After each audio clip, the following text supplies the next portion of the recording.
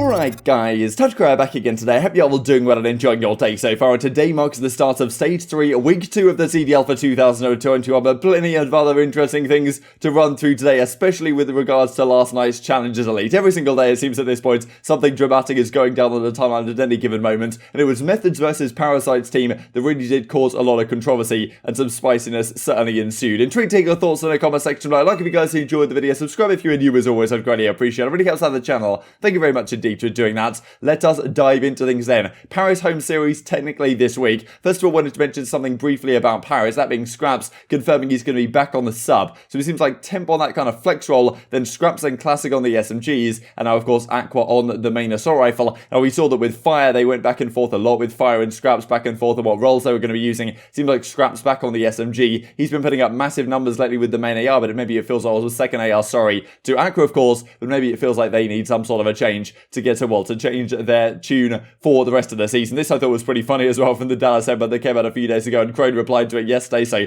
they were meant to be doing this fireside chat with Huke and Shotzzy. Just a few days later they drop him. What time is it happening? And so, well, Justin confirms it must not be in our Discord, Crone, because this week's fireside chat has been postponed indefinitely. Who knows if he's ever coming back to this starting team, as we did discuss yesterday. We also talked about very briefly the fact that it seemed like Zero had been released from the Royal Ravens, as they confirm right here. It's with a heavy heart we announced the release of Zero and Coach Dominate from the Ravens due to the pandemic. We've been unable to get both individuals into the US and implement the plan that we had, wishing them nothing but the best going forward. It's just a tough situation for Zero, as he says, been released from London. Quite funny when you look back at it, but I'll be back next year. We'll be competing in challenges until I'm back in the CDL next year. Third time lucky, hopefully, with the CDL running for him. Competing in challenges for the rest of the year. Excited for the future, most certainly. So let's talk about this drama that went down last night. So the Challengers Elite Stage 3, right towards the end of the Challengers side now. And of course you've got Methodz team over there, you've got Parasite's team over there, having a good time. I mean, some pretty stacked lineups of teams, of players that have certainly been in the Pro League either earlier this season or in previous seasons, most certainly. And Subliners Academy tend to do pretty well down here. The fantastic 4 squad is now the team with Methodz on, as we will go to look at. But well, he's pretty mind-blown about the situation that went down last night in the matchup that he was meant to be playing, Methodz team versus Parasite's team, as some drama certainly did ensue on the following. So these are the teams right now in the North American Challengers side. We've got Decimate, Methodz, Davpaddy and Slagdark, kind of the fantastic 4 squad that we've been looking at right here. I believe Davpaddy's taken a bit of a break from competing, so they may have Fire into their team at the present time. But these are the other squads. You can see the Easter guys that have been doing pretty well with Jerd, John,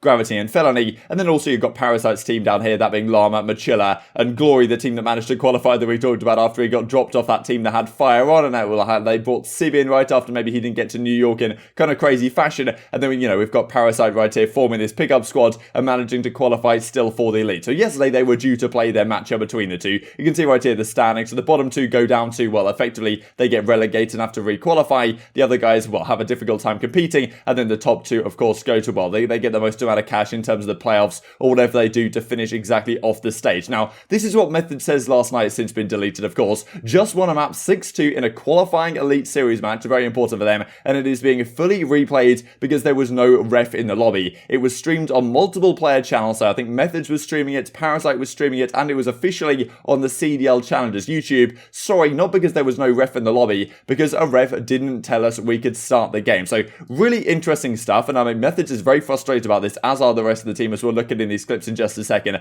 Effectively what happened here, they won map number 1, I do believe, Methodz team, then they go into a search and destroy, they win that map 6-2 in the search. However, the referee supposedly had not told them they could start the game. That may be to do with who was meant to be hosting. I think potentially Parasite's team was meant to be hosting this map, but they started it. Both teams seem to be pretty happy with it. They played through the entire map. They won it 6-2, and now, the referees are saying, well, actually, we didn't tell you could start because maybe the hosting situation is weird, or we just weren't there to actually tell you could start. Therefore, unlucky lads, you've got to replay it again. And they were very frustrated about this, understandably so. You've just won a map. The other team seems to be pretty happy with it. They've actually got into the game and played the whole thing, and now the referee's saying you can't do it, even though, in theory, if there was some sort of hosting issue, you could be like, all right, okay, you guys can host next map or whatever, even if we were meant to host it, or, maybe, okay, we accidentally hosted map 1 and map 2, you guys can host map 3, map 4, whatever you want. But, surely there'd have been a better solution than just to say, okay, you have to replay the entire thing after it was played on multiple player channels. And well, thanks to Rodude for pointing out a number of these clips to me. I'll play a few of them on screen for you guys right now, as he tries to explain the situation as it has transpired. I said you just hope he's safe.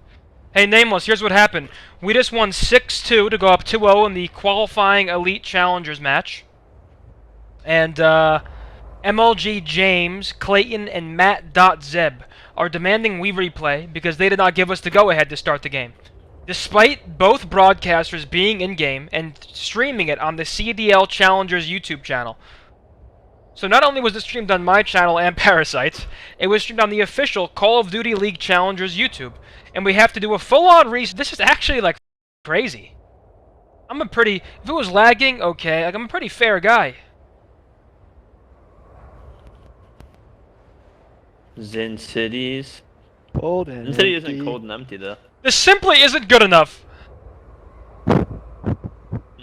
Yo, a 9-2 performance out of Desmond and 9-3 out of Zen City is just for nothing.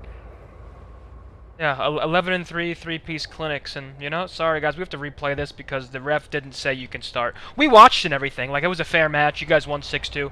But because we didn't tell you to start, we want you to replay if you don't mind, it's no worries. Spencer isn't involved! Start the game! Okay, alright, Clayton, you pipe down over there, alright? I'm fuming, oh my god, I should... Oh, I'm fuming. This is insane. Chris and them are heated because they didn't know. Wait, they can have a respawn host. I don't even care. That's not a map loss. I can't do anything about it.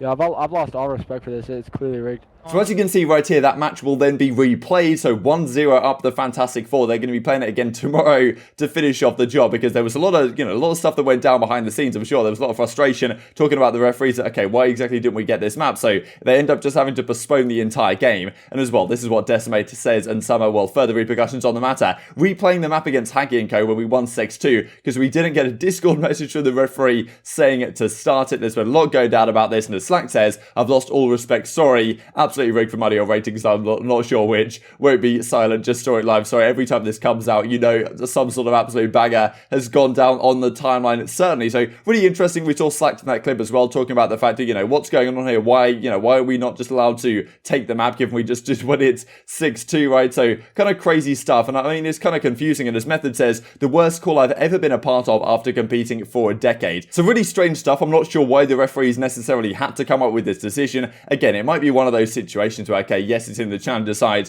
but they've got a rule book they've got to follow. And if the referee wasn't there saying you can officially start the game, then apparently you're not allowed to officially start the game, even though both teams seem to, well, obviously agree to it and went through with the entire map. And then it ends up in a Methodz team victory 6-2, but then you've still got to replay it. And then some massive frustrations behind the scenes, talking to the referees all day long, as we'll look at in a second. And then, well, nothing ends up happening at the end of the day. They're actually going to have to replay it still from 1-0 up in tomorrow's or later today, I imagine. Clayton was one of the referees that was being discussed. And as well, Slack says, how long do we wait? One sec, this is an entirely different issue. Can we be up 2-0? Surely the episode of Punked is now over. And Parasite comes in with this, so he drops that in the chat. Or maybe it's photoshopped, who really knows at this point. And well, as Parasite says, match rescheduled for tomorrow, starting off 0-1. Can the scuffed pickup team defeat the entire pro team? Find out on the next episode. Because that's true, right? That Fantastic Four squad is basically pros. I mean, you've got Slacked, of course, Methodz, Fire, and well, of course, Dav Paddy was on that team, I believe, but Fire's now in now. And you've got Decimate as well, right? Players that have been pro players in the past. So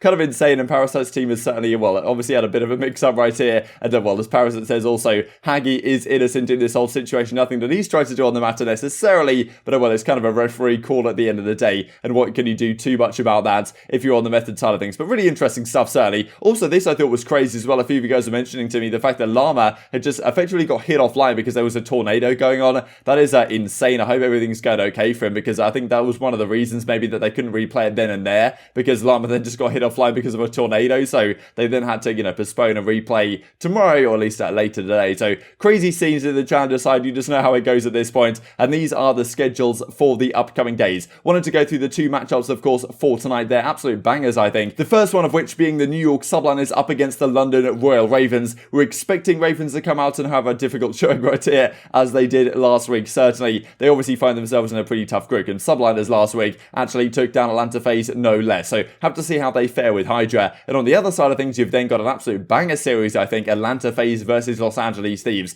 This is a very, very important series to determine where these two teams lie, because Thieves have not lost a series with this new team apart from the one they lost to the Toronto Ultra, the reigning champions, at the Major. Every other series they've played with this new team, they have won, and now they play against an Atlanta FaZe team who, well, they lost to New York last time. Gotta be said, last time Atlanta FaZe lost a series, they lost to LAG, you guys might remember, at the end of Stage 2. They came out against London a few days later and absolutely bodied them. So I wonder if we'll see a similar phase right here, where, okay, they kind of got a bit of a wake-up call from that New York match. They realised, okay, hang on a second, lads, we really need to get all hands on deck and go hell for leather to actually, well, you know, become the best team that we can possibly be once again, like we were back at Stage 1, and maybe we'll see an absolute dominant FaZe here up against Los Angeles Thieves. But at the end of the day, they did lose to New York, and Thieves seem to be one of those teams that actually could take FaZe the distance. I think this certainly has a game 4 at least written all over it, I think. I don't reckon that FaZe will come out here and completely body them, and who really knows what these guys are capable of when they actually do click on all form. But yeah, Thieves, obviously, they're looking really good so far. FaZe maybe a little bit suspect, especially in the hard points. We're expecting the Search and Destroy from FaZe to be very good. They've got Tupac into the team now as kind of their S&D analyst, but in terms of the hard points, they lost both of them to the subliners when they played last week. That is, well, not something you expect FaZe to do again, so I'm expecting FaZe to at least win one of the hard points,